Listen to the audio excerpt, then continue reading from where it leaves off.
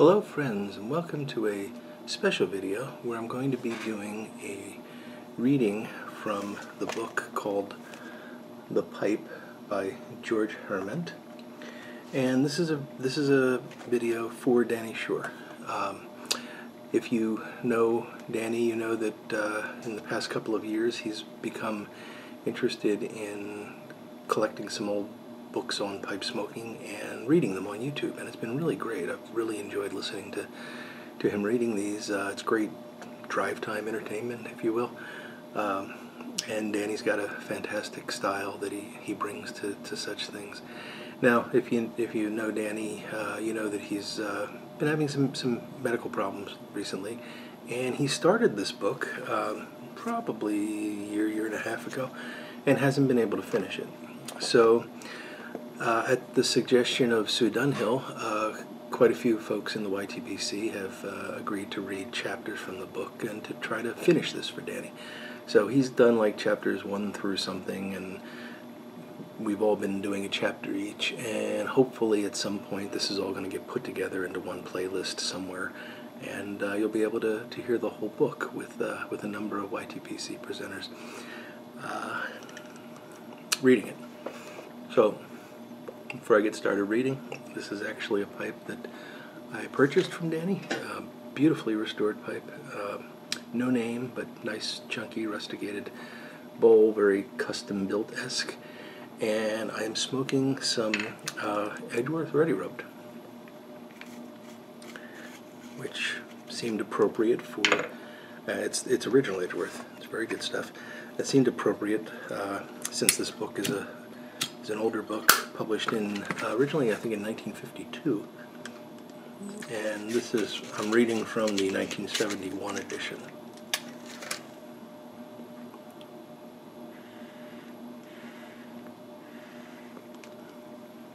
And I will warn you, as I find my page, that also I'll demonstrate that I'm old.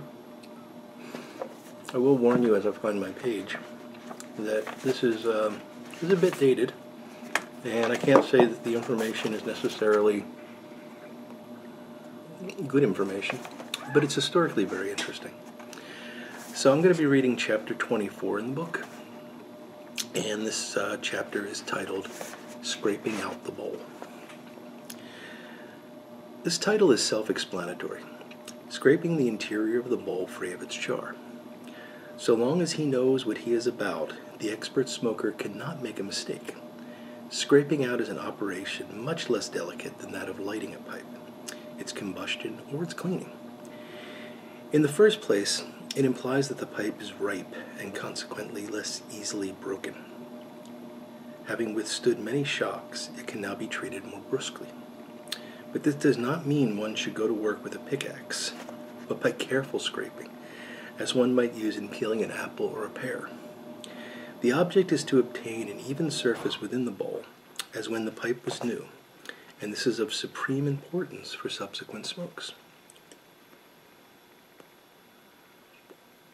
The operation should be performed slowly, gently, and in a good light, so that the whole of the bowl can be inspected. It does not matter what implement is used, so long as the blade is narrow and strong. The interior of the bowl ought to be left in the same shape, though naturally of somewhat smaller caliber as it was when new.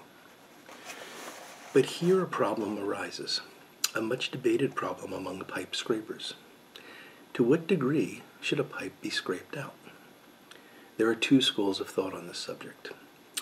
The first school of thought recommends chipping out the char in pieces, starting from the lip of the bowl, and with a little experience it is easy to do this right down to the bottom. The interior of the bowl will near appear of a shiny blackness, for we are in the presence of the char proper, which must not be touched. It will be sufficient from time to time to turn the pipe upside down to let the loosened char fall out, and when this has all been got rid of, a gentle blowing through the mouthpiece will disperse any powder or small fragments remaining. Nothing is now left to do but clean up and refill the bowl. The second school of thought believes in a partial scraping out, for it holds that leaving a thin coat of char makes a better foundation for future smokes. It is impossible to obtain a new pipe, they say, by scraping out an old one, and a partial scraping gives all the results required. Char is formed with a series of successive deposits of various strata and coalescences that create the fragrance of the pipe. A film is deposited with each smoke, a new combination or marriage, as it were, of wood and tobacco. Partial scraping eases the pipe of some of its burden and renews its taste, at the same time retaining a good basis for future combustion. In short, such a partial scraping out minimizes the dangers of overheating. Each of these schools of thought has many points in its favor, but having tried them out, turn and turn about for some years, we ourselves hold by neither. On the contrary, we favor a third school of thought, which recommends what would be called curetting, its purpose being to prevent the superficial char from forming. The bowl is scraped out several times a week, or even every day after the pipe has been smoked. The frequency will depend on the nature of the pipe and the habits of the smoker. And at this point, there is a footnote that I'll read.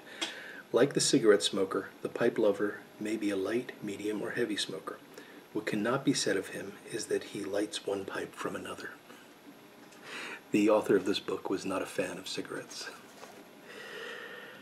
The essential thing is to keep an eye on the char to prevent it forming. In other words, to make the pipe toe the line. This ideal procedure, according to our way of thinking, would go against the grain with many inveterate smokers who are proud of the charred condition of their pipes. Indeed, it is not too much to say that not a few of them get less pleasure from their smoking than from watching their pipes season, for it is in seasoning lies the honor and glory of a pipe, the proof of its perfect combustion, the crowning of an art that is at once patient and unconstrained, of a consummate virtuosity. It is the tangible fruit of labor, and its absence would be to the smoker what the taking away of the cast of his masterpiece would be to the sculptor if he were left with nothing but the mold. One needs to have the coveted char left in the body of the pipe.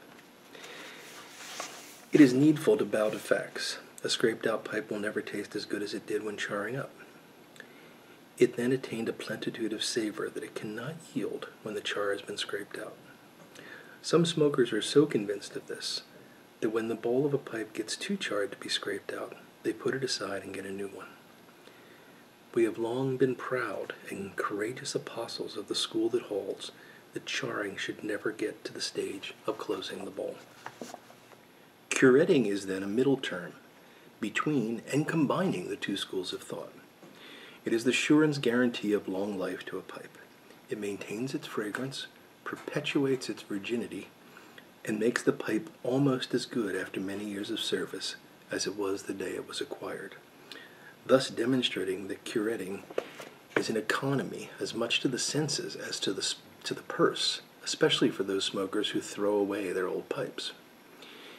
It is where experiences encourage and give birth to faith. However, let not the votary of either of these two first-mentioned schools be troubled if the setting forth of our third system has induced him to abandon what he once held so dear and by which he lived. His pipe will season just the same, both with its char proper and with the venerable patina that the joy and honor of every true smoker is. He may also accept the fact that to char up inside proves nothing. A pipe that comes to be scraped out for the 10th or 20th time loses nothing of its elegant proportions, its nobility of appearance. On the contrary, it is superior to a pipe that has been scraped out but once. What is to be said then of a pipe that has no need to be scraped out at all, thanks to the procedure we are now advocating? It is like those centenarians whom we call hale and hearty, like the oak in springtime. Firm as a rock, no trace of decrepitude, resplendent with the light of eternity, that light that only nature can sometimes open our eyes to behold. It would therefore be foolish to cling to an appearance, to the detriment of a reality, which in substance and appearance alike leaves nothing to be desired.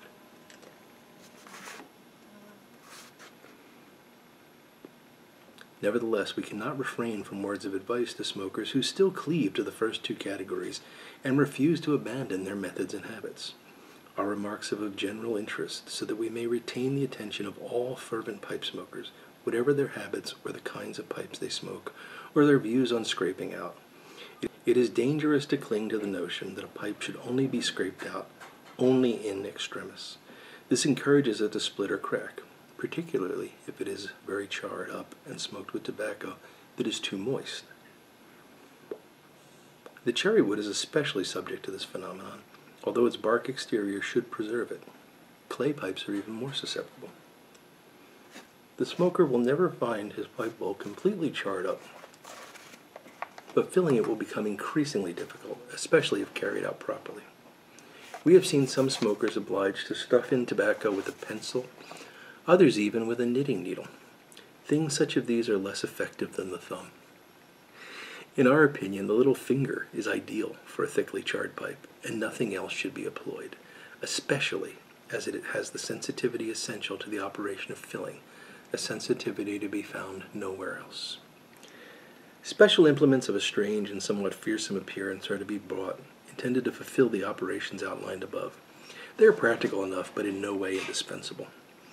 A penknife for the curetting and some rounded object with an even surface for packing down the burning tobacco are all the smoker needs. It must not be imagined that a pocket loaded up with a complete smoker's outfit is going to make a good smoke. As well might a fisherman burden himself with every conceivable gadget of the latest invention and wait for the fish to rush to his hook. Things do not work out so, and the wisdom of the ages teaches us that we know no better than our forebears. To get a quick scrape out, some smokers do not empty their pipe until it is cold. This is a good thing to do so long as the rules on partial cleaning, and it's referring us to page 126, are observed, and the pipe cleaner is passed through the pipe before the bowl cools off. Porcelain pipes, and in general any pipe made of a metallic material, cool more quickly than briars. It is therefore easier to fill and smoke the same pipe again and again, without having to alternate it with others in the rack. 2 is the absolute minimum of pipes that a smoker must have. While one cools off, the other can be smoked. A true smoker always has several handy, but he cannot carry less than 2 in his pocket. We ourselves always have 4 or 5 about us, which runs flatly contrary to the medical opinion that it is less harmful to stick to the same pipe than have a collection, because the doctors say the poisonous deposit that dries up while the pipe is laid aside for a month or 2 will revive on smoking again and be even more harmful. The only comment worth making on this is that it is of concern only to careless and unhygienic smokers, and that doctors, usually confirmed cigarette smokers, have the unfortunate tendency to call all pipe smokers unhygienic. To determine once and for all these therapeutic controversies, which end in curing no one, Part 4 shall be devoted to the subject, and this section will conclude as briefly as may be. Scraping out a pipe is an operation which finds its complement and its reason solely in the production of more matter to scrape out. It is by curetting and cleaning that the pipe is prepared to make this necessary once again. It is advisable every now and again to take one's pipe to pieces, and here the adherents of the 2 schools of thought on the question of scraping can settle among themselves what is to be done. Those who have followed our advice will be left in no doubt or trouble, and it is not until a pipe has been thoroughly cleaned and dried that a smoker can embark lightheartedly on the less arduous task of making it necessary to clean and dry it once again. And that is the end of chapter 24 of The Pipe by Georges Herment. Subtitle: A serious yet diverting treatise on the history of the pipe and all its appearances, as well as factual withal philosophical discussions of the plausible art of selecting pipes, smoking, and caring for them, with special illustrations. And by the way, there were no special illustrations in that chapter. So, I hope you enjoyed that. Danny, I hope you in particular enjoyed it. And I hope that you're going to be kicking in and adding some new stuff in the very near future, my friend. You take care of yourself. We're all pulling for you. and we're very happy to be able to contribute to this project and help you along with it. So my friends, enjoy that. Look for the other chapters, which should be coming out from other YTPC members, already have or will be. And I'll let you know in the future if a playlist comes together to collect up all these chapters into one listening experience. So thank you all. God bless, and I'll talk to you again very soon. Goodbye now.